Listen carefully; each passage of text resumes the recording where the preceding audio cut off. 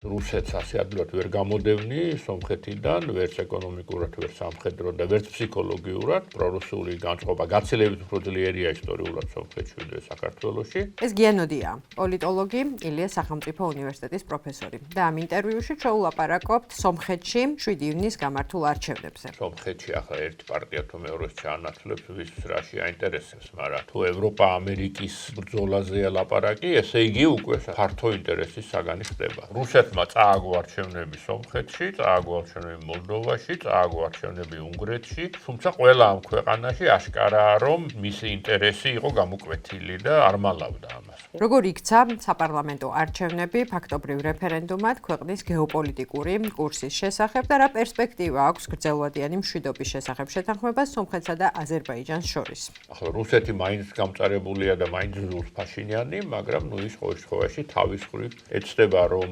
ზედმეტ გამწვავებაზე არ წავიდეს და ესე დემონსტრაციულად ანტირუსული არ გადადგას ნაბიჯები, მაგრამ როგორც ჩანს, მისი პოლიტიკა იქნება, რომ თანდათანობით, ასე ვთქვათ, სხვადასხვა რაღაც ნაბიჯებით მაქსიმალურად შეამციროს რუსეთის გავლენა. არჩევნების შემდეგ პირველი ეს თქვა, რომ კი კავშირისკენაც მივდივართ, მაგრამ ევრაზიულ კავშირშიც დავრჩებით და დაბალანსებული პოლიტიკა გვექნება. ზურგის ქარი აღმოჩნდება თუ ხაფანგი დემოკრატიის ახალ შუქურად გამოცხადებული სომხეთისთვის ეს სტატუსი. მსჯელობთ ამაზე და ასევე იმაზეც, რეგიონში შეცვლილი ვითარების ფონზე რა როლი და ფუნქცია შეიძლება ჰქონდეს საქართველოს.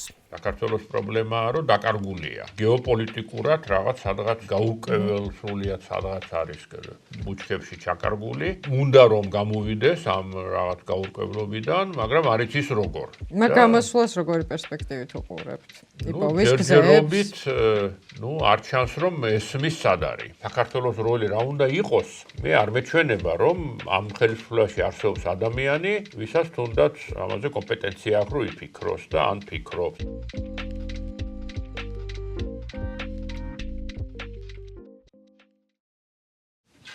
გამარჯობა ბატონო გია. გამარჯობა. როგორ ხართ? შესანიშნავად. დაკარგია. როგორ უყურებდით სომხეთის არჩევნებს?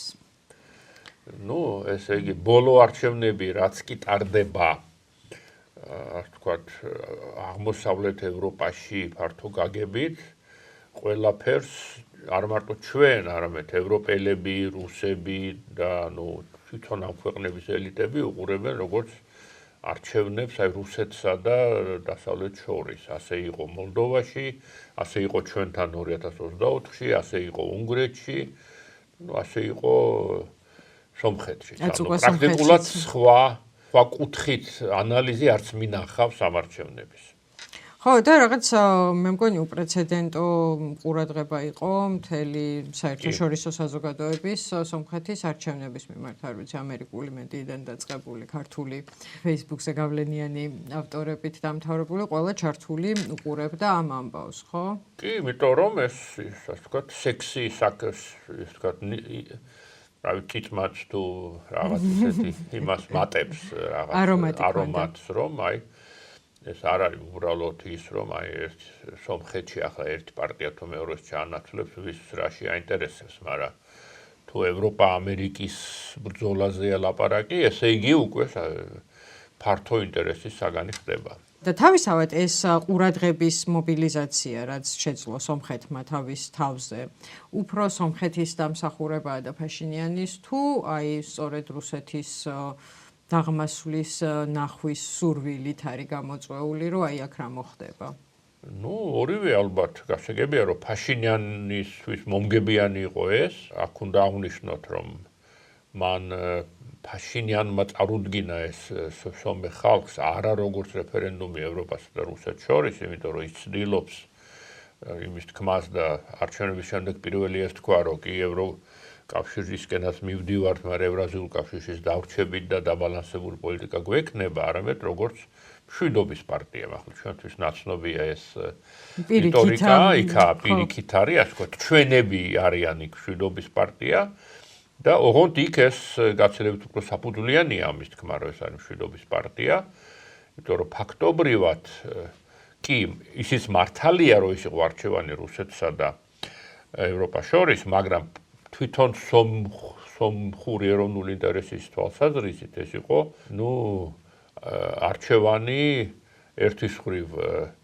აზერბაიჯანსა და თურქეთთან ნორმალიზაციას შორის, რომელსაც წარმოადგენდა ფაშინიანი და რაღაც გაურკვეველს შორის, რომელსაც წარმოადგენდა ეს სხვა პარტიები, რომლებიც ძირითადად აკრიტიკებდნენ ფაშინიანს იმისთვის სწორედ, რომ მან, ასე ვთქვათ, რუსეთს თურქეთი ამჯობინა. და ყარაბაღი დაკარგა და ყარაბაღი ამის გამო ყარაბაღი დაკარგა, ხო? ეს იყო ოპოზიციის ნარატივი, რომელიც იყო, ფაქტობრივად, რა თქმა უნდა, აშკარად სუსტი, იმიტომ რომ ფაქტი ის არის, რომ ის გეოპოლიტიკური, ასე ვთქვათ, სქემა, რომელიც ნიშნავდა, რომ ყარაბაღი არის სომხეთის თავი პრობლემა და ყარაბაღის დაცვა მთლიანად და ჩამოკიდებულია რუსეთთან კავშირზე, ფაშინიანმა მიიღო თავისი წინამორბედებისგან, ვინც ახლა ოპოზიცია და ეს სქემა აღმოჩნდა ყალბი, იმიტომ რომ რუსეთი არ დაეხმარა ყარაბაღს, ხო?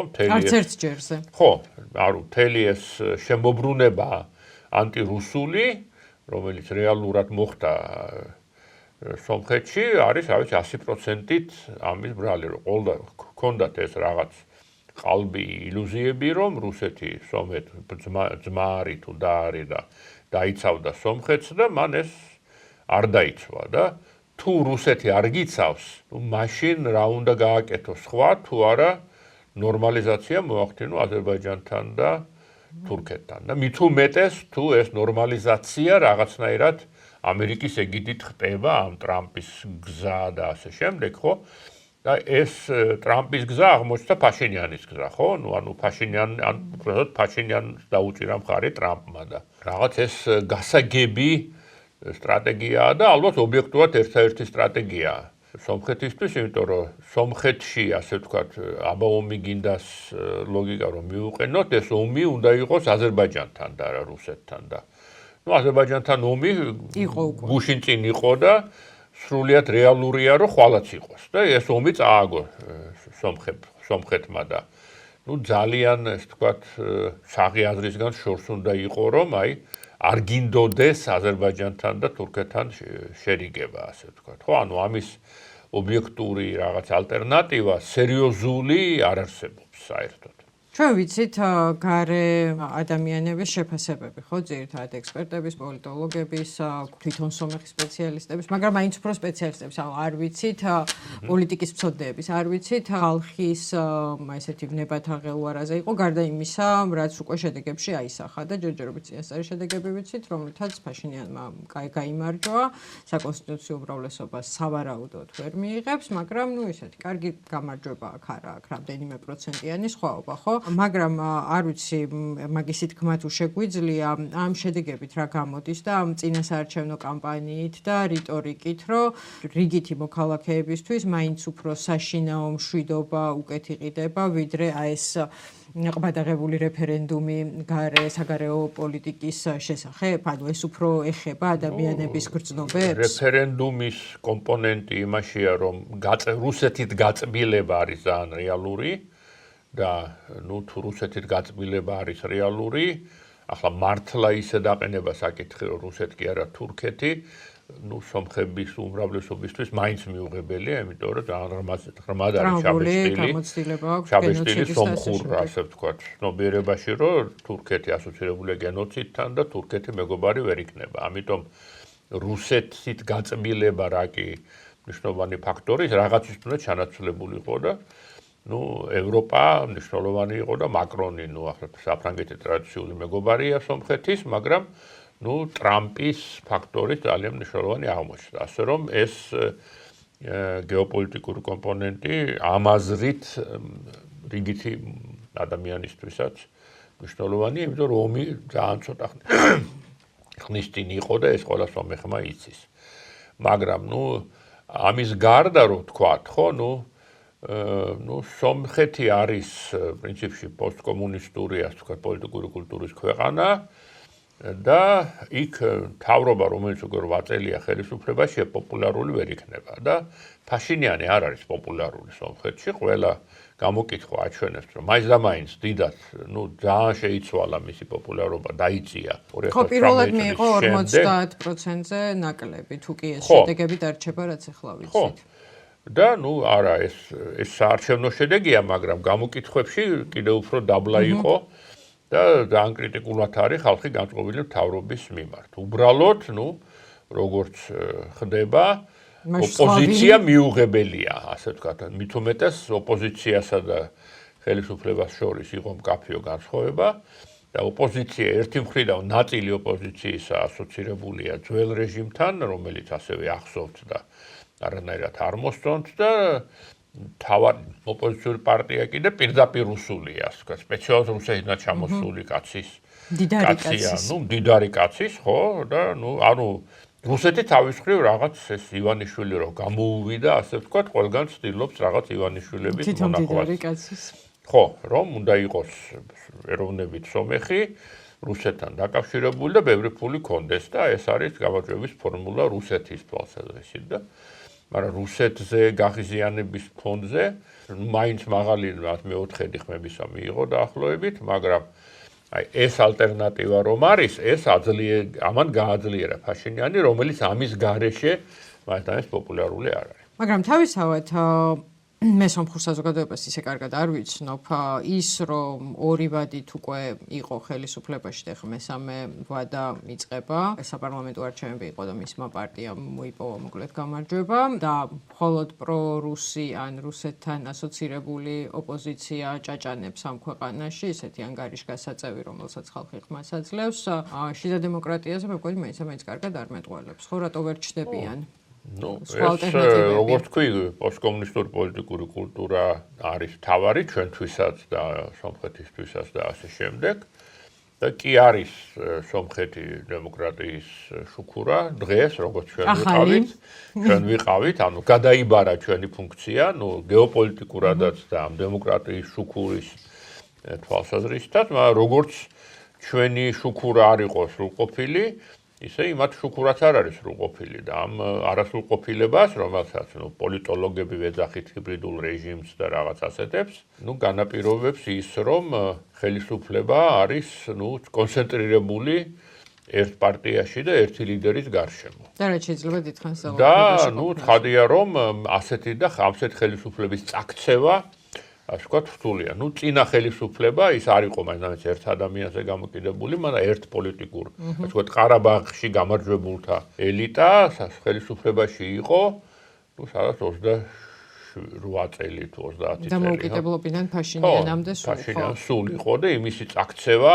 ძალიან გაუჭირდა, თუმცა ყველა არჩევნებზე გაყალბებაზე ლაპარაკობდნენ და რეალურად ძალიან არაპოპულარული იყო, მაგრამ ვერაფრით ვერ წააქციეს, ასე რომ ხელისუფლების წაქცევა არის ძალიან ძნელი და თავის მხრივ ეს სახელმწიფო პარტია ასოცირებულია და კონცენტრირებულია ერთი ლიდერის გარშემო. ხო, ახლა რაღაც უყურებდი, სომხური მე არ ვიცი, მაგრამ ნიკოლ ვარშაპეტ თუ რაღაც სიტყვას ამბობდნენ და სკანდირებდნენ ნიკოლ რაღაცა, ხო, ლიდერი. სომხურ სიტყვას ვერ ვიხსენებ, მაგრამ რაღაც ჩვენთან ასე ბიზნეს არ სკანდირებდნენ და არც მიშა 1-2 სადღაც დაიძახეს, მაგრამ მერე გაანებეს თავი, ხო? აქ ახლა ეს ფაშინიანის მანერა კი ძალიან ისეთია, ხალხოსნური, ასე ვთქვათ, ხო? და უბრალო კაცის, ვთქვათ, იმიჯი აქვს, მაგრამ ეს უბრალო ხალხი კიდევ აქვს ეს რაღაც მიდრეკილება, ასე ვთქვათ, რომ ეს რაღაც ერთი კონკრეტულ პიროვნებასთან ასოცირდეს ხელისუფლება, რომელსაც აქვს მთელი ძალაუფლება და ეს აღარ არის რაღაც კონკრეტული პარტიის ან ლიდერის საქმე, ის საქართველოშიც და სომხეთშიც ეს არის პოლიტიკური კულტურის ნიშანი. ხო, ამ დღეებში ბევრი წავიკითხე და მოვისმინე გასაგები მიზეზების გამო სომხეთის შესახებ და ერთ-ერთიც მოვისმინე იყო ესეთი მკაცრი ტერმინი გამოიყენა ბევრმა შემფასებელმა, რომ ეს არის პრინციპში ხმის მიცემა დეკოლონიზაციისთვის რუსეთის კოლონიისგან გამოსვლის სტატუსით, ხო? აი ამ დამოკიდებულებას მით უმეტეს ახლა ჩვენ როცა ვლაპარაკობთ, რუსეთს ემბარგო აქვს ყვავილებზე და კენკრაზე და ხილბოსნეულზე დაწესებული, ხო? და ნუ ენერგოდამოკიდებულებაც ისევ ძალაშია სამხედრობაზეც ერთ-ერთი დიდი რუსეთის ქვეყნის გარეთ სომხეთშია. რა პერსპექტივა აქვს ამ დეკოლონიზაციას? თუ კი მივიღებთ იმას, რომ მათი დამოუკიდებლობა მაინც მყიფე იყო. ნუ ძალიან ასე ვთქვათ, ფრთხილად იქცევა ფაშინიანი, როგორც ვთქვით, ის არ პედალირებს რომ აი რაღაც რუსეთის ბაზა გავიდეს ხვალ და რაღაცა მოხდეს, ხო, მან იცის რომ მისი მიუხედავად ამ გამარჯვებისა და გეოპოლიტიკური ცვლილებებისა მისი პოზიცია, ხო, რუსეთი მაინც იქ არის და მასთან ისე თამაში არ შეიძლება. ახლა რუსეთი მაინც გამწარებულია და მაინც ზუსტ ფაშინიანი, მაგრამ ნუ ის ყოველ შემთხვევაში თავის მხრივ ეცდება რომ ზედმეტ გამწვავებაზე არ წავიდეს და ისე დემონსტრაციულად ანტირუსული არ გადადგას ნაბიჯები, მაგრამ ნუ როგორც ჩანს, მისი პოლიტიკა იქნება, რომ თანდათანობით, ასე ვთქვათ, სხვადასხვა რაღაც ნაბიჯებით მაქსიმალურად შეამციროს რუსეთის გავლენა, ნუ ცხადია ამ 30 წლიანი ყარაბაღული მმართველობის დროს, როცა სომხეთს ყარაბაღი მართავდა, რაღაც თვითონ სომხები ხშირად ასე ამბობდნენ, რომ აი ჩვენ კი არ შევიერთეთ ყარაბაღი, ყარაბაღმა შეგვიერთა და გვმართავს, ხო? და რომელიც იყო ძალიან პრორუსული, ნუ ამის მემკვიდრეობა არის ძალიან ბევრი ბერკეტი ეკონომიკური პირველ რიგში, მაგრამ სამხედრო, იმიტომ რომ ბაზა, ხო? და ამის შეცვლა ხელისერთი მოსმით არ შეიძლება და ეკონომიკურად კივნეული იქნება, ხო? იმიტომ რომ ძალიან ბევრი რამე ეკუთვნის რუსეთს და ამის რაღაც თუ ზედმეტად ფორსირებამ შეიძლება აღორძინოს ისე პრორუსული განწყობები, ხო? იმიტომ რომ ასეთი რაღაცების მოშლა მოკლევადიანად შეიძლება რაღაც ნეგატიური ეკონომიკური ეფექტი ძლეოდეს, ხო? და ამიტომ რთული ამოცანის წინაშე დგას ფაშინიანი და ამიტომ ეს დეკოლონიზაციის დღის წესრიგი მას ექნება, მაგრამ რა კი თვითონ განსხვავებით დასავლური ასე ვთქვათ, მეტროპოლიებისგან, ინგლისისგან და საფრანგეთისგან რუსეთი არ ცნობს დეკოლონიზაციის ლეგიტიმურობას სომხეთში, ნუ მისი ამოცანა საკმაოდ რთული იქნება. მე მგონი ეხა არის უცნაური პერიოდი, იმიტომ რომ ერთი მხრივ აი თქვენ რაც თქვით დემოკრატიის შუქურის სტატუსი გადაიბარა სომხეთმა საქართველოსგან და საქართველოში ამითი ბევრი გულდაწყვეტილი ადამიანი ეს სამეზობლო კონკურენციის სენტიმენტების გათვალისწინებით და ამბობენ რომ ეგრეც არ არის ჩვენ მაინც უფრო წინ ვართ და ასე შემდეგ, მაგრამ მეორე მხრივ კი მოლოდინი არსებობს რომ სომხეთი მოიქცევა ისე როგორც დემოკრატიის ახლად გამოჩეკილი შუქურა უნდა მოიქცეს და მეორე მხრივ დიდად ხელფეხი მაინც არა აქვს გახსნილი, იმიტომ რომ მესამევა და რუსეთი მაინც იქ არის, საკონსტიტუციო უმრავლესობა ვერ მოიყო და ასე შემდეგ. მე მგონი იმედგაცრუებისთვის კარგი ნოყიერი ნიადაგი არსებობს, ხო? მაინც ანუ ის რო არჩევნებში გაიმარჯვა და ეს დემოკრატიის შუქურის სტატუსი აქვს, მაინც და მაინც აღფრთოვანების და დიდი იმედების დასახვის საფუძველს შეიძლება ვერ იძლეოდეს. აი რაღაცნაირად მინდა რომ ეს ცალსახა აღფრთოვანების მიღმა დავინახოთ რა საფრთხეები ემუქრება ამ აღფრთოვანებას, ხო? ხო, ნუ ამ როგორც ყოველთვის ერთი საფრთხე არის ის, რომ რუსეთს ასე ადვილად ვერ გამოდევნი სომხეთიდან, ვერც ეკონომიკურად, ვერც სამხედროდ და ვერც ფსიქოლოგიურად, რომ საკმაოდ პრორუსული განწყობა გაცილებით უფრო ძლიერია ისტორიულად სომხეთში ვიდრე საქართველოში, მაგრამ მეორეა, რა თქმა უნდა, რომ აი ეს დემოკრატიის შუქურობა არის შედარებით მეზობლებთან, მაგრამ ობიექტურად, რა თქმა უნდა, არ არის სომხეთი სრულფასოვანი დემოკრატია, არც პოლიტიკური კულტურით და არც პოლიტიკური პრაქტიკით. მაგრამ ამ მხრივ აი საქართველოსთან რო შევადაროთ და ვთქვათ, ანალოგიური რეჟიმი რომ ავიღოთ სააკაშვილის რეჟიმის სახით, ცხადია რომ ივანიშვილს არ გავს ფაშინიანი, ნუ უნდა ალბათ ვივარაუდებთ, რომ დასავლეთის, ასე ვთქვათ, დამოკიდებულება სხვა იქნება ანუ სააკაშვილიც ამბობდა 2012-ში, რომ ეს რუსული ძალა მოდის, მაგრამ არავინ არ უჯერებდა დასავლეთში, ხო? და ამბობდნენ, რომ უბრალოდ შენ გინდა ხელისუფლებაში გინდა ხელისუფლებაში დარჩენა გინდა და აბრალებს საწყალოს უფაშულს და ალასანიას, რომ პრორუსები არიან როგორ არ აქვს ხვენია, ასე ვთქვათ, ეს იყო დასავლეთის პოზიცია რეალურად და სომხეთში ასე აღარ იქნება, იმიტომ რომ სომხეთში აშკარაა უფრო ღია, ახლა ივანიშვილი სააკაშვილი აბრალებდა, მაგრამ ივანიშვილი რაღაც პროდასავლელი ხალხი ყავდა, მათ შორის ისინიც ვახსენე და რაღაც პირველ წლებში რაღაც თითქოს შესაბამისად იქცეოდა. სომხეთში უფრო ცხადია ყველაფერი, რომ აი კარაპეტიანი აბა ვინ არის, თუ არა პრორუსული ძალა, ხო? და ზოგადად, ასე ვთქვათ, გეოპოლიტიზაცია მოხდა ევროპული ცნობიერების, ამერიკული სადაც იყო, ამერიკის მეტნაკლებად, ასე რომ ევროპას უფრო გეოპოლიტიკურად უყურებს და გასაგებია, როცა შენი მტერი რუსეთია, ამ შემთხვევაში ფაშინიანს გულისხმობდა, რომელიც ასე ვთქვათ, ყველაფერს კადრულობს, შეიძლება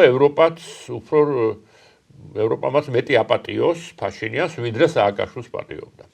ანუ უკეთეს დღეშია ფაშინიანი. ამაზრით კი, ამ ევროპის მხრიდან კი, იმიტომ რომ უფრო კაი დროს გადაიბარა დემოკრატიის შუქურის რა თქმა უნდა, იმიტომ რომ ახლა ყველგან უარესი, ახლა ალიევის მისაღები ფიგურაა, ხო, ფაქტობრივად, ხო, რომელსაც ახლა დემოკრატისა არაფერი არ ცხია, მაგრამ, ერდოანიც პარტნიორია, რთული, მაგრამ უფრო გეოპოლიტიკურად უყურებს დასავლეთი ამ რეგიონს, ვიდრე 2012-ში ან მით უმეტეს მანამდე უყურებდა. ანუ შეიძლება ეს დემოკრატიის შუქურის ძიმე ტვირთი რაღაცა ხანი შეძლოს და ზიდოს? კი, თუ ძალიან აშკარა, ასე ვთქვათ, რაღაც დარღვევებს. ახლა ივანიშვილიც 2015-ში იყო ღრმა დემოკრატი, ხო, ან 2017-ში, მაგრამ შუქურად რჩებოდა საქართველოს და რაღაც ევროკავშირის ევროინტეგრაციის ფლაგმანად რჩებოდა. უბრალოდ ძალიან გაუტია ახლა ივანიშვილმა და უკვე შეუძლებელი გახდა სხვა პოზიცია თუ არა მძაფრი კრიტიკა მისი, ხო? ასე რომ ფაშინიანმა ძალიან უნდა რაღაც აშკარა ავტორიტარული ნაბიჯები გადადგას იმისთვის, რომ დემოკრატიის შუქურობა დაკარგოს. თუ რა თქმა უნდა ჩვენ არ შევცვლით ხელისუფლებას და არ გადმოვიბარებთ ჩამორთმევა მეგობრული შეჯიბრი ტრადიციულ მეზობელთან, ვინავართ უფრო დემოკრატიული. ფაშინიანზე ბევრი ამბობს, რომ ის არის ორი სხვადასხვა ადამიანი ყარაბაღის ომამდე და ყარაბაღის ომის შემდეგ და შეიცვალა მისი ქმედებები. ეს მესამევად ერთი მხრივებით შეიძლება კარგი იყოს და უხაროდეს, რომ დარჩა ხელისუფლებაში, მაგრამ მაინც მე მგონი უფრო გამოწვევა, ხო, რაც მეტ ხანს ხარ ხელისუფლებაში, მით მეტ შეცდომას უშვებ და გიტკბება, ხო, ეს ძალაუფლება. და მით უმეტეს არის განცხადებები, რომ დაიჭერს ოპონენტებს, რომელთა ნაწილი ისედაც შინაპატიმრობაშია და ასე შემდეგ, ხო?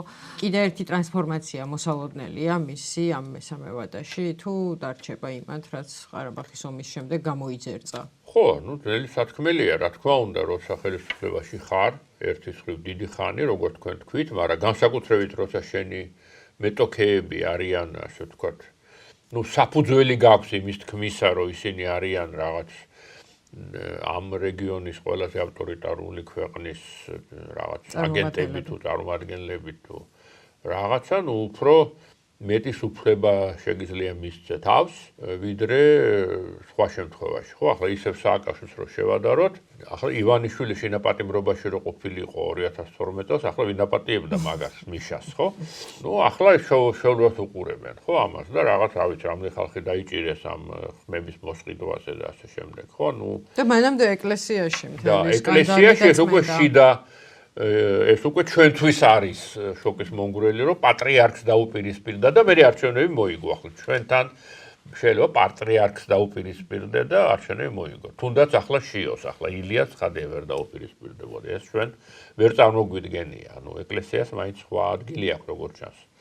სომხეთის საზოგადოებაში, ხო, მაგრამ დასავლეთი უფრო პოლიტიკურ ოპონენტების შევიწროებაზე რეაგირებს, ამ შემთხვევაში ეს შევიწროება რაღაც თითქოს ერთის მხრივ თვალსაჩინოა, მაგრამ მეორეს მხრივ ეს ოპონენტები თვალსაჩინოდ ასევე დაკავშირებული არიან რუსეთთან და ახლა დემოკრატიულად რო წააგოს სააკაშვილმა არჩევნები, რა მივიღეთ გარკვეული დროის შემდეგ, ესეც ამაზეც დასავლეთი ფიქრობს, ხო? ამიტომ როგორც თქვი, ცხადია რომ ობიექტურად ფაშინიანს რაღაც მეტი ლეგიტიმურობა აქვს, რომ უფრო მეტი ძალაუფლების კონცენტრაცია მოახდინოს საკუთარ ხელში. სხვა შორის ეგ საინტერესო იყო დასავლური მედიის ჰედლაინებში და ტექსტებშიც როგორც ჩანდა, რომ აი ბუასავით იყო საქართველოს გამოყვანილი, რომ აი თუ არ გინდა, თუ არ უნდა სომხეთს რო ის დაემართოს, რაც საქართველოს დაემართა, მაშინ ხო, ანუ სხვა ესეთი არჩევანი უნდა გააკეთოს. საქართველოს საერთაშორისო დონეზე რაღაც ასეთი ბუაც ჩამოყალიბდა რაღაც кейსად, როგორ შეიძლება ქვეყანა, რომელიც იძლეოდა რაღაც პრინციპში პოზიტიურ იმედებს და განიხილებოდა როგორც პერსპექტიული შემთხვევა, ერთბაშად სადღაც ქვევით ჩამოიქცეს რაღაც, მართველი რეჟიმის ხუშტურის გამო, ხო? რაღაც ამის кейსი ვართ ჩვენ და ყოველ შემთხვევაში დასავლურ საზოგადოებაში აი ასეთად ჩამოყალიბდით. და თუ ჩვენი პრიზმიდან შევხედავთ იმას, რაც სომხეთში ხდება, ხო? ჩვენ ვნახეთ ალიევი და ფაშინიანი თეთრ სახლში ხელის ჩამორთმევის კადრებით ცდილობენ, რომ ეს რაღაცა მშვიდობის უკვე გრძელვადიანი ხელშეკრულებაც გაფორმდეს და ასე შემდეგ. და სომხეთის სწრაფვა გაცხადებული ყოველ შემთხვევაში ევროკავშირისკენ და დასავლეთისკენ. საქართველოს შეიძლება იყოს ამ რეგიონში მშვიდობის და სტაბილურობის ხელის შემშლელი? თუ აზერბაიჯანი და სომხეთი იმდენად თავის გზაზე მტკიცედ განან, რომ ამას ახლა რუსეთიც ვერ პირდაპირ უშუალოდ, ასე ვთქვათ, უნდა რომ ხელი შეუშალოს, მაგრამ ვერ უშლის, ხო? პირველ რიგში არჩევნებში ვერ მოაგებინა თავის ხალხს და არა, საქართველოს არც შეუძლია, არც არ ამგონია რომ რაღაც არც რუსეთს დაავალებს, ასე ვთქვათ, თუ კი შეუძლია რომ დაავალოს და არც საქართველოს არ აქვს რამე ინტერესი. საქართველოს პრობლემაა, რომ დაკარგულია. თვითონ. გეოპოლიტიკურად რაღაც სადღაც გაურკვეველ სრულიად სადღაც არის ბუჩქებში ჩაკარგული. უნდა რომ გამოვიდეს ამ რაღაც გაურკვევლობიდან, მაგრამ არ იცის როგორ. გამოსვლას როგორი პერსპექტივით უყურებთ? იპოვის გზებს? არ ჩანს რომ ესმის სად არის. ყოველ შემთხვევაში არ კომპასი არა ჩვენებს ხო მიმართულებას ჩრდილოეთით. ერთი რომ მარტო ამერიკა-რუსეთის ამბავი არ არის და რაღაც ასეთი ან ევროპა-რუსეთის რეგიონშიც ვერ ხდება. ანუ რეგიონში პირველ რიგში ფაშინიანის გამარჯვება, როგორც თქვი, კი, ეს აღიქმება როგორც რუსეთსა და ევროპას შორის რეფერენდუმი, მაგრამ პირველ რიგში ეს არის მანდატი, რომ დაასრულოს ნორმალიზაცია აზერბაიჯანთან და თურქეთთან და ალბათ ამას დაასრულებს, ხო? 4 წელი ამისთვის სავსე საკმარისია, იმიტომ რომ ძირითად სამუშაო უკვე ჩატარებულია და თუ ჩავთვალეთ, რომ ეს მოხდა, მაშინ სრულიად სხვა რეგიონი გვაქვს. არსებითად სხვაგან ცხოვრობთ. და ის რომ ჩვენ სხვაგან ცხოვრობთ, აი საქართველოს როლი რა უნდა იყოს, მე არ მეჩვენება, რომ ამ ხელისუფლებაში არსებობს ადამიანი, ვისაც თუნდაც ამაზე კომპეტენცია აქვს, რომ იფიქროს და ან ფიქრობს, ან რაღაცა შვება, ხო? ანუ დინა ივანიშვილი რაღაც ეკონომიკურ ტრანზაქციებშია და შეიძლება იმაზე ფიქრობს, რომ რაღაც იქ რა ქვია, ყულევის ტერმინალი და აზერბაიჯანული ნავთობი და ალიევის სიძე იყო ჩამოსული. რაღაც ასეთ რაღაცებზე შეიძლება ფიქროს, მაგრამ უფრო სტრატეგიულად და გრძელვადიანად, აი ასეთ რეგიონში საქართველოს როლი რა უნდა იყოს, ხო, ეს არ ესმის. მანამდე იცოდა, ხო, რომ ეს არის ჩვენი მონოპოლია, სატრანზიტო გზები არის ჩვენი მონოპოლია და რახან ჩვენი მონოპოლია, ამიტომ ჩვენ გვაქვს რაღაც ბერკეტი მოლაპარაკებისთვის იმავე დასავლეთთან. ამიტომ ამით ვივაჭრებთ, სავაჭრო გვაქვს. ახლა ვაჭარკაც რო სავაჭროს წაართმევ, ხო, რაღაცა იბნება, ხო და არ ჩანს არაფრით, რომ იცის, აი ამ ახალ ვითარებაში რა უნდა, რა პოზიცია უნდა დაიჭიროს. აქეთ გასაგებია, რომ ალიევი აქეთ ჩამოდის და რაღაცა პრეტენზია აქვს და რა ვიცი, რაღაც საკითხს აგვარებს კონკრეტულს, ფაშინიანს ჭირდება საქართველოს და ისიც თქვა ფაშინიანმა რომ გვინდა რომ ამერიკა და საქართველოს შერიგდნენო, იმიტომ რომ გასაგებია რატომაც უნდა, რომ ფაშინიანისთვის ჩვენ ვართ მაინც გასასვლელი ევროპისკენ, გეოგრაფია არის ის რაც არის.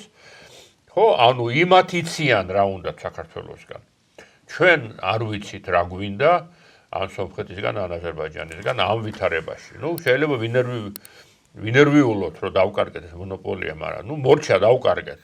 ხო, და ახლა რა ვქნათ? ხო, ამაზე არც მე ვერ ვხედავ რომ ვინო ფიქრობდეს. ბატონო, შეგვიძლია მითითება და კარნახი, რა შეიძლება უნდოდეს საქართველოს ამ შეცვლილ რეგიონში, რა იქნება სწორი, რომ ხელისუფლებამ აი რა მიმართულებებით იფიქროს, სად დაინახოს თავისი თავი. მაინც საჭიროა, ასე ვთქვათ, ეს არის ვთქვათ, ახალი რა ვიცი, ლოზუნგი თუ რა ვიცი, რა ვთქვა, headline-ი არის რეგიონული ინტეგრაცია ახლა, ხო, რასაც გვიკიჟინებდა ევროკავშირის და ამერიკას, მაგრამ იყო სრულიად უსაფუძვლო და უპერსპექტივო ცარიელი ლაპარაკი, რომ რა ინტეგრაცია, როცა ომია სამიდან ორ ქვეყანას შორის, მაგრამ საქართველოს ჩვენ გვაწყობდა, იმიტომ რომ რაღაც თბილისში ხდებოდა შეხვედრები და ჩვენი სასტუმროები მდიდდებოდა ან რაღაც. ყოველში ჩვენ იმიჯი ქონდა, რომ ჩვენ გვინდა ინტეგრაცია, მაგრამ ახლა რა ვქნათ, ესენი ერთმანეთთან ომობენ.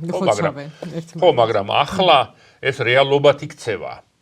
და პირველად, ასე ვთქვათ, სამხრეთ კავკასია შეიძლება იქცეს ფუნქციურ რეგიონად, ხო? ამ რეგიონის რაღაც შინაარსობრივი გაგებით და არა მხოლოდ გეოგრაფიული გაგებით, ხო? სადაც თანამშრომლობა და ინტეგრაცია არის რეალური და ეს საქართველოს გარეშე შეუძლებელია და მიუხედავად იმისა, რომ კი ყველაზე ახალი რაც მოხდა და მნიშვნელოვანი ეს არის აზერბაიჯან-სომხეთის შერიგება, მაგრამ ობიექტურად საქართველოს მაინც საკვანძო ქვეყნად რჩება, შავ ზღვაზე ჩვენ გვაქვს გასასვლელი, ხო? ევროკავშირის წევრობის კანდიდატი ქვეყანა ჩვენ ვართ ამ წუთში, ხო? და რაღაც, ასე ვთქვათ, კაპიტალი გვაქვს, ხო? ამ სატრანსპორტო უკვე არსებულ ნავთობის და გაზის ტრანსპორტირებაში ის ნავთობსადენები მუშაობს და არავინ მის დემონტაჟს არ აპირებს, ასე რომ კოზირი ბევრი გვაქვს, მაგრამ ჩვენი, ასე ვთქვათ, თვითწარმოდგენა უნდა იყოს რაღაც ლოკომოტივი რეგიონული ინტეგრაციის, ხო? თურქეთთან კარგი ურთიერთობის გამოცდილება გვაქვს, ირანი ცოტა ხანს დავივიწყოთ და აი ეს, ასე ვთქვათ, ამის მუდმივი საუბარი უნდა იყოს ამაზე ხელისუფლების მხრიდან, როგორ გვიხარია, რომ როგორც იქნა ჩვენი აზერბაიჯანი და სომეხი ძმები შერიგდნენ და ახლა შეგვიძლია სამივემ რაღაც, ესე იგი, გადასარევი რაღაცები ვაკეთოთ და ჩვენ, ასე ვთქვათ, ყველანაირად ის ტრამპის გზა გამოვიყვანოთ რაღაც პატარა რაღაცის საქართველოსკენ და ასე შემდეგ. მაგრამ ეს რომ შეგვეძლოს ამის თქმა, ხო, უნდა მართლა შევრიგდეთ იმ ამერიკასთან და ევროპასთან და ეს როგორ გააკეთოს ივანიშვილმა ისე რომ ძალაუფლება არ დაკარგოს, ანუ ისეთი რაღაცები არ გააკეთოს, რაც ძალაუფლებას დააკარგვინებს, უბრალოდ არ იცის.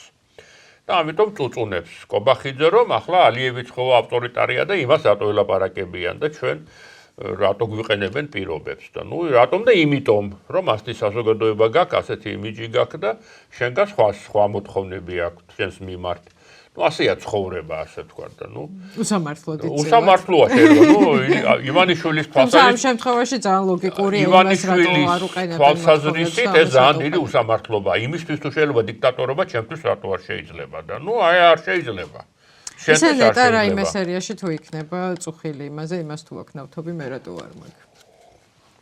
ახლა მას ალბათ იცის რომ ბუნება ბრძანებელია და ასე ვთქვათ, მას პრეტენზიას ვერ წაუყენებ. ეს ხალხი ხო ბუნება მიცა ესეთი როგორიც აქვს და ამას თუ ვერ იღებს. მაგრამ აი ხალხი ხო არ არსებობს, ეს ამერიკა აქეზებს ამ ხალხს, თორე ახლა თავისით ხალხი. ხალხმა რა იცის რა უნდა. ხალხმა, ხო და ამ ვითარებაში რაღაცაირად საქართველოს გამოდის, აი თუ ადამიანებზე გადაიტანა ამ სამ პატარა ქვეყანას, რთულს და ასე შემდეგ, რაღაც სამეგობროში ერთს რო ფეხი მოტყდება და დაერჩენ ორს რო გაქცევაუდა და ეს ვეღარ მისდევს, რაღაცა ესეთი სურათია რა. ხო, უბრალოდ შეიძლება იმათან ეს უნდა გადაარჩინონ, ან დატოვონ, ან რაღაცა ქნა. აზერბაიჯანსაც და სომხებსაც აქვს ძალიან დიდი ინტერესი, რომ ასე არ იყოს.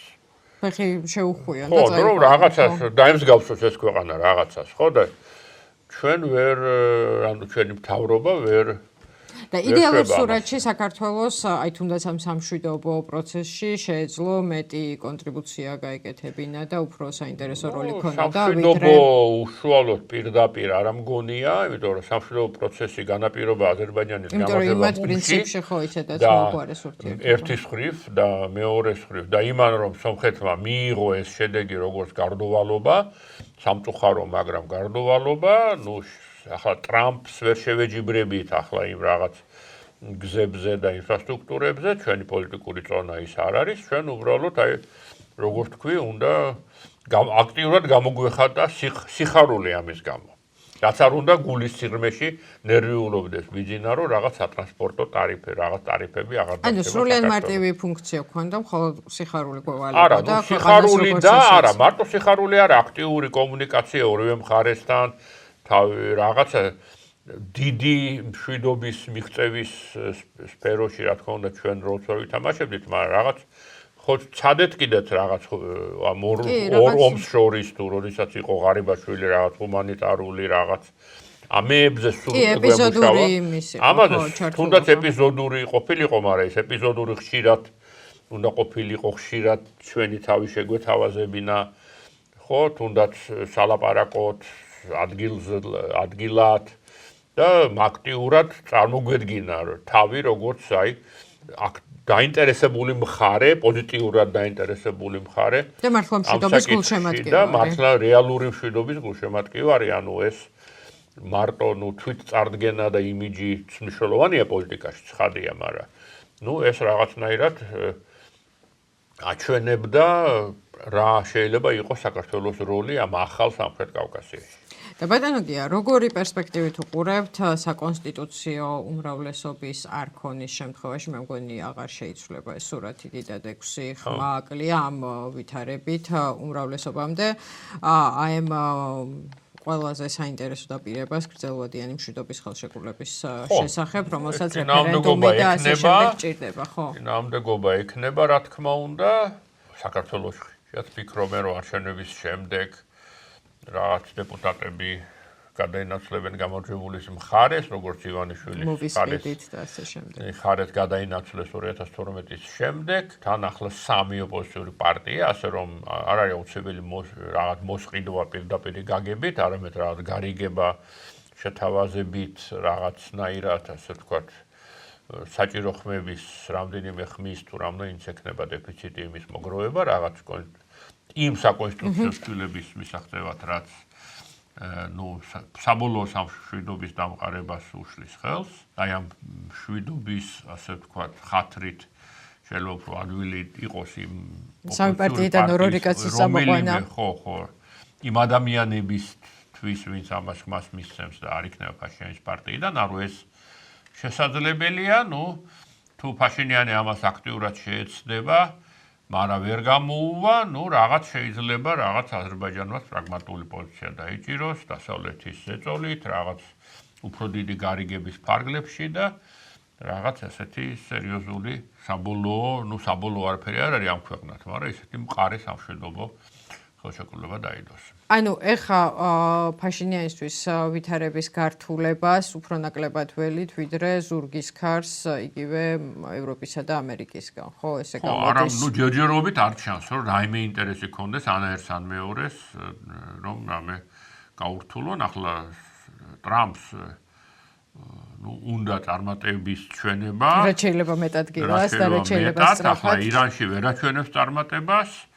აქ შეუძლია აჩვენოს წარმატება და ეს ამიტომ ტრამპის და ღია მხარდაჭერაც გამოუცხადა ფაშინიანს, ასე რომ ტრამპის ინტერესებში არის ეს და ევროკავშირის ინტერესებშიც არის, იმიტომ რომ ახლა რუსეთის საფრთხეს ხედავენ, ასე რომ კი ფაშინიანს მე მგონი საკმაოდ მყარი მხარდაჭერა ექნება. ერთი რაც აი ჯერ კიდე მაშინ მე მგონი უკვე 2 თვე გავიდა მას შემდეგ რაც დიდი ევროპული თავყრილობა გაიმართა ერევანში და საქართველოს ასევე გულდაწყვეტილი უყურებდა როგორ აღმოჩნდნენ ნახევარი ევროკავშირის ლიდერები ამ ქვეყანაში და გარდა ამისა ამერიკის მაღალი რანგის ვიზიტები იყო ხო ისე რომ საქართველოს დარჩა სამეულის გვერდით არის ის თუ კი ფაშინიანი თავის საუკეთესოს გააკეთებს, რაც შეუძლია და ზურგის ქარიც მისი იქნება და ბედიღბალიც ამ ევროინტეგრაციის გზაზე მაინც რამდენად შორს შეიძლება წავიდეს, იმიტომ რომ აი რას თქვენ თქვით, მან თვითონ თქვა რომ ევრაზიული კავშირიდან არაპირებს გამოსვლას, ესეთ წევრია, რუსეთთან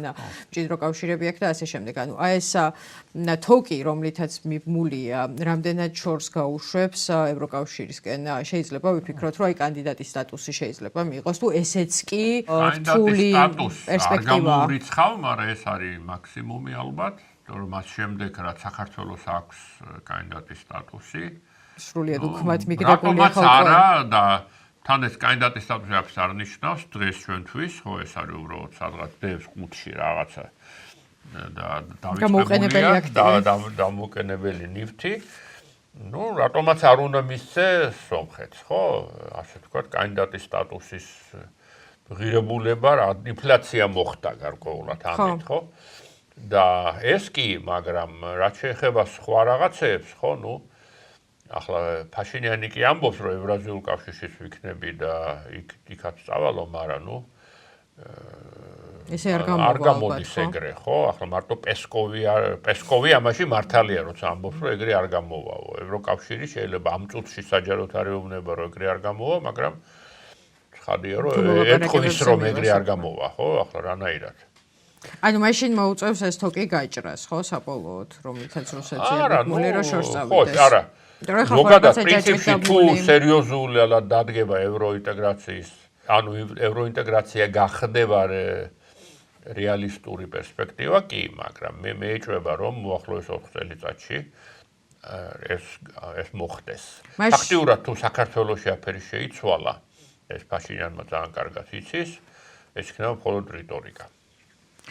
ხო, ანუ იმ ფეხმოთეხილი სამეგობროდან ერთი წევრის ფეხმოთეხილი კი არის ის, მაგრამ ნუ გეოგრაფიული მე ვიცი. გასაგებია რომ ამას ამბობთ, მაგრამ იმას გეოგრაფიული რეალობა არსებობს, ხო? ახლა ევროკავშირი გეოგრაფიული ცნებაც არის გარდა პოლიტიკურისა, ხო და ნუ და თუ ამ მიმართულებით მხოლოდ რიტორიკის დონეზე დარჩება, მაშ მთავარი გამოწვევა რაც აქვს ამ 4 წელიწადში სამშვიდობო ხელშეკრულება იქნება. ეს იქნება მთავარი, ერთი და მეორე რუსეთის გავლენის შემდგომი შემცირება. და ნაბიჯ, როგორც გვიყვარს თქმა. ნაბიჯ უნდა გააკეთოს. კამაც არის მგონი სომხურად. ასე კამაც რუსეთის ფაქტორიც უნდა შეამციროს. და ვინაიდან ვლაპარაკობთ იმის ფონზე, რომ უკრაინა მე მგონი პირველად ახერხებს იმას, რომ რაც შეიძლება მეტმა ადამიანმა ილაპარაკოს, რომ რუსეთის მარცხი უფრო შესაძლებელია, ვიდრე აქამდე ყოფილა და ეს აძლევს ბევრ ქვეყანას, მათ შორის სომხეთსაც ამ თავისუფლების და დეკოლონიზაციაზე ფიქრის ფუფუნების საშუალებას. არ ვიცი, რაღაც ეგეთ შეთქმულების თეორია შეიძლება ავაგოთ, რომ თუ კი უკრაინაში რუსეთი მარცხს განიცდის, სომხეთში ან ზოგადად კავკასიაში სცადოს სირცხვილის ჩამოწმენდა? კი, არ არის ჩემი შეთქმულების თეორია, ეს არის შესაძლებელი სცენარი. ხო, ორი ის არის, აქ ნუ ქვესცენარი იმ რუსეთის მარცხის შემთხვევაში, რამდენად ну იმაზე რამდენად თვალსაჩინო იქნება ეს მარცხი და რამდენად და როდის? ну როდის ერთი, მაგრამ თავარი მაინც რამდენად თვალსაჩინოა, რომ რუსეთიც ვერ დაუძახებს ამ მარცხის გამარჯვებას. ხო, ახლა ბოლო ომები, რასაც უყურებთ, ყველა თავდება რაღაც ასე ფქულებით და გააჩნია მსაჯი ვინ არის, შეიძლება ერთს მიაკუთვნოს გამარჯვება, შეიძლება მეორეს, ხო? ნახე ირანიც ალბათ არ ვიცი როდის დამთავრდება ამერიკა-ირანის ომი, ну, მაგრამ შეგვიძლია ვივარაუდოთ, ტრამპიც იგებს იტყვის მოვიგეო და ირანიც იტყვის მოვიგეო და მერე ასე ვთქვათ, ექსპერტები მერე იჭიდავებენ, არა ამან მოიგო თუ არა იმან. შემდეგი ომის დაწყებამდე სადაც სხვა საქმე გამიშვა. ესე სომხეთ-აზერბაიჯანი იყო მანდ გამონაკლისი. სომხეთ-აზერბაიჯანი გამონაკლისი იყო. ცალსახა იყო ვინ გაიმარჯვა. ცალსახა იყო, მაგრამ მრავალ შემთხვევაში ცალსახა არ იქნება და მე არ ველი რომ უკრაინამ ცალსახად მოიგოს და ყირიმი დაიბრუნოს და რაღაც დონეცკი და რაღაცა ეს ცოტა რთული მგონია მაინც, ასე რომ მნიშვნელოვანია ეს წაგება, რამდენად აშკარა წაგება იქნება. ანუ რის თქმა მინდა რომ თუ აშკარა წაგება იქნება, ახლა რუსეთის ისტორიიდან ვიცით რომ აშკარა წაგების შემდეგ შეიძლება რეჟიმი შეიცვალოს, იმიტომ რომ თუნდაც პოლიტიკური ელიტა არაპატიებს და მარცხს და სირცხვილს თავის ხელისუფლებას და რაღაც რეფორმებს დაიწყებს და შეიძლება ამ სხვანაირმა ხელისუფლებამ ეს არ ნიშნავს რომ ის ყოვლად ლიბერალური იქნება, მაგრამ ყოველ შემთხვევაში ისეთი აგრესია აღარ გამოიჩინოს, მაგრამ შეიძლება რა თქმა უნდა მან ჯავრი იყაროს რაღაც სხვა მეზობლებზე. თუ კი ხელისუფლება არ შეიცვალა, თუ არსებითად არ შეიძლება, ახლა პუტინი პიროვნულად არჩება თუ არა, მაგრამ პრინციპში თუ ჩაითვალა რომ ეს გეზი აგრესიაზე მეზობლების მიმართ სწორი იყო და გაამართლა და ასე ჯობია გაგრძელება, რა თქმა უნდა, ჩვენი რეგიონი ერთ-ერთი სამიზნე შეიძლება აღმოჩნდეს. ყველაზე ხელსაყრელი თუ სხვა არ ვიცი, ეს უკვე ძალიან სხვა რამეზია. ბალტიის ქვეყნები ღელავენ, ბალტიის ქვეყნებია. ფინეთი არ ამგონია ფინეთს გაუბედოს, ახლა მაგრამ ბალტიის ქვეყნები პატარები არიან. ახლა ყაზახეთის ნერვიულობს, ახლა ტოყაევი ჩავიდა რუსეთში და თან რაღაც აჩვენებს რომ ჩვენ დამოუკიდებლები ვართ, მაგრამ თან აჩვენებს რომ ჩვენ მეგობრები ვართ, იმიტომ რომ ისინი ჩფოთავენ, ასე ვთქვათ, ხო? იმიტომ რომ თავის ჩრდილო ყაზახეთის მომავალზე. არ ვამბობ რომ მაღალი ალბათობა იმისა, რომ რუსეთი რაღაც აქეთ შემოუტრიალდება, მაგრამ უკრაინის ომის დასრულების შემდეგ, მაგრამ ეს ერთ-ერთი სცენარია. და უკრაინის ომი სანამ რაიმენაირი შედეგით დასრულდება, ან ცალსახაა გამარჯვებით რომელიმე მხარის მიმართ, ან ესეთი ქულებრივი ანგარიშით, სხვაგან გამწვავებას ველოდოთ უნდა თუ არა? არა მგონია, მით უმეტეს რომ მაინც პერიოდის პრაქტიკულად ყველასთან ხდება რომ კარგად არ მიდის რუსეთისთვის ეს ომი, ბოლო თვეებია და რატომ უნდა გაირთულოს საქმე კიდევ რაც არ უნდა ადვილი იყო. ახლა საქართველოს დაპყრობა საერთარი აზრი არ აქვს გასაგები მიზეზების გამო და ახლა სომხეთის ადრე შორს არის. არა აქვს აზრი. რატო არა აქვს საქართველოს დაპყრობას აზრი? მოდი ვიკითხავ გულუბრყვილოდ. არა, ახლა დუგინმაც ხო გვითხრა რომ რაც როგორც კითხა, რა ქვია, ალტინფოს წარმომადგენელმა რომ რატო ახლა თბილისში რო არ შემოხვედითო და რაღაცა და რაც გვინდოდა მივაღწიათ უკвеო, ხო? ამ ასეთი რეჟიმი გვინდოდაო და გვაქვს უკვე ასეთი რეჟიმიო და ასე ვთქვათ, უკრაინაშიც ივანიშვილი რო ყოლოდათ მიეღწიათ იმისთვის, რომ ივანიშვილის ნაირი ყოლოდათ, ესეც მათი გამარჯვება იქნებოდა. ახლა მთელი უკრაინის მიერთება არ ყოფილა მათი მიზანი, ხო? რაღაც სატელიტი რუსეთის ჯერჯერობით რასაც ხედავთ, სატელიტი რეჟიმების დაყენების პოლიტიკა აქვს რუსეთს. სამხედრო ძალის დაზოგვის. ხო. და ბოლოს მაგას ვიკითხავ, ვინაიდან ეს სომხეთის არჩევნები იყო, პრინციპში არჩევნები მოლდოვაც ეგრე იყო ალბათ, როცა არჩევნების დღემდე ლაპარაკობდნენ იმაზე, რუსეთი როგორ ერევა საინფორმაციო ოპერაციებით თუ რაღაცა ჰიბრიდული ომის ინსტრუმენტებით არჩევნების შედეგებში, ხო? ეს მეთოდები ორივენაირ შთაბეჭდილებას ტოვებს, გააჩნია იმ დღეს როგორ ფეხზე ადგები და როგორ შეხედავ ამ ამბავს, შეიძლება გეგონოს, რომ ყველა ქვეყანაში პრინციპში ერთი და იგივე ინსტრუმენტებს იყენებს, იმიტომ რომ ეს ქვეყნებიც მეტნაკლებად გვანან ერთმანეთს და მეორე მხრივ არ ვიცი რამდენად ტესტავს ახალ ინსტრუმენტებს, რამდენად აქვს ამის ფუფუნება ომის და ასე შემდეგ შიდა კრიზისის ფონზე, რომ სომხეთისთვის რამე სხვა მოიფიქროს, მოლდოვისთვის რამე სხვა და ასე შემდეგ. აი თქვენ რა აღქმა გაქვთ ერთი და იგივე პლეიბუქით მუშაობს ამ ქვეყნებში, სადაც უნდა გავლენის შენარჩუნება თუ მაინც არგებს სპეციფიკას? არა, მე მგონი ორივე, იმიტომ რომ არის რაღაც ზოგადი პლეიბუქი, რომ აი დასავლეთი არის რაღაც პერვერსია, რომ დედა მამა, ეს არის რაღაც ეკლესიის გამოყენება მოკავშირეთ, მაგრამ ამავე დროს კი იყენებს თავისებურებას ახლა რაღაც ეს არ ვიცი ბოლო შედგა თუ არ შედგა რაღაც 10000-ობით სომხის ჩამოყვანა სომხეთში, მაგრამ ამაზე საუბარი იყო და ასე ვთქვათ, ყველასთან ახლოა რომ ეს მომხდარიყო. ხო, ახლა სხვა ქვეყანაში შეიძლება არ იყოს სამი საშუალება, ხო?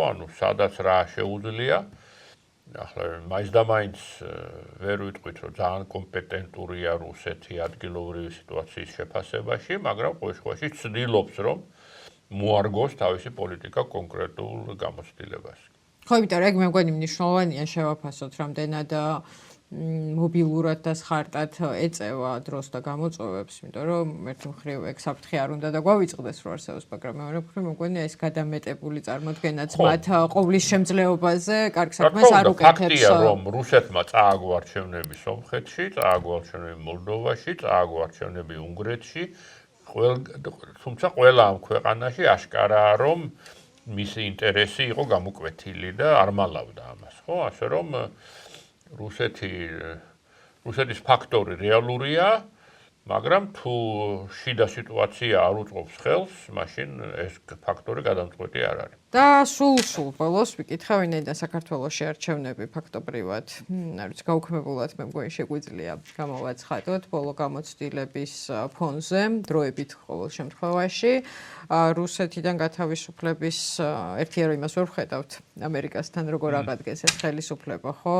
დათმობების გარეშე სასურველი ფორმით ურთიერთობას, მაგრამ მეორე მხრივ როგორ შეიძლება ამ ქვეყანამ რუსეთის გავლენებისგან თავი დააღწიოს, როცა რაღაც სხვა ქვეყნები ამას ახერხებენ. ამ ხელისუფლებამ ამ ეტაპზე ყოველშაბათს შეჩანს, რომ მოიჭრა გზა ამისკენ, მაგრამ დღეს შეცვლის შემთხვევაში არაფერი განსაკუთრებული პრობლემა არ არის. თუ სომხეთს შეუძლია, სადაც ტრადიციულად პრორუსული განწყობა ძალიან ძლიერი იყო, მოლდოვა, სადაც ასევე ტრადიციულად ძლიერი პრორუსული განწყობაა და მით უმეტეს საქართველოს, რომელსაც სომხეთისგან განსხვავებით ისეთი ეკონომიკური დამოკიდებულება პირდაპირ არ აქვს რუსეთზე, რა თქმა უნდა, ობიექტურად სავსებით შესაძლებელია ამ გავლენის, ანუ ფაქტობრივად რუსეთის გავლენა, რა ვიცი, 90% გადის ხელისუფლებაზე და არა საზოგადოებაზე. და ხელისუფლების შეცვლა სწორედ თავარი ამბავი, როგორ შეიძლება იყოს? ეს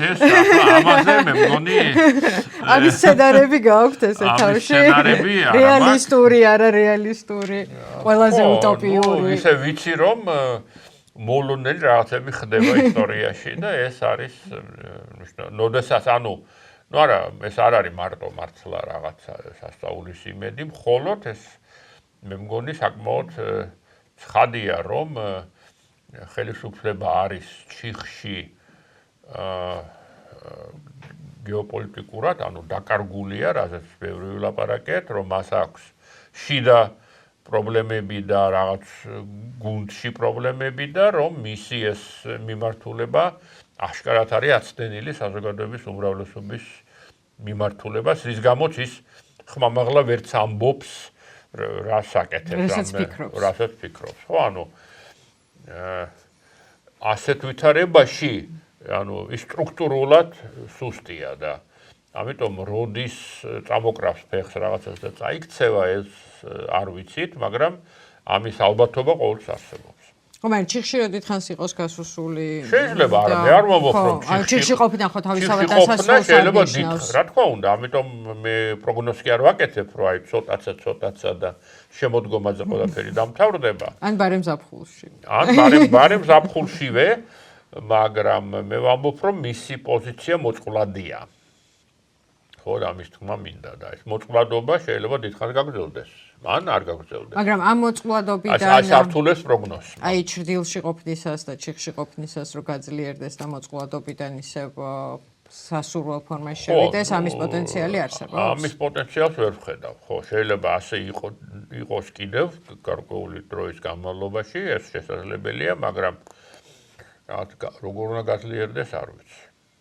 ანუ ჩიხიდან ახალი სიცოცხლით გამოსვლა. ახალი სიცოცხლე, შეიძლება მე არ ვიცი და მე ვერ ვხედავ, მაგრამ ვიღაცა ხედავს, მაგრამ მე ვერ ვხედავ. კეთილი. მადლობა დიდი.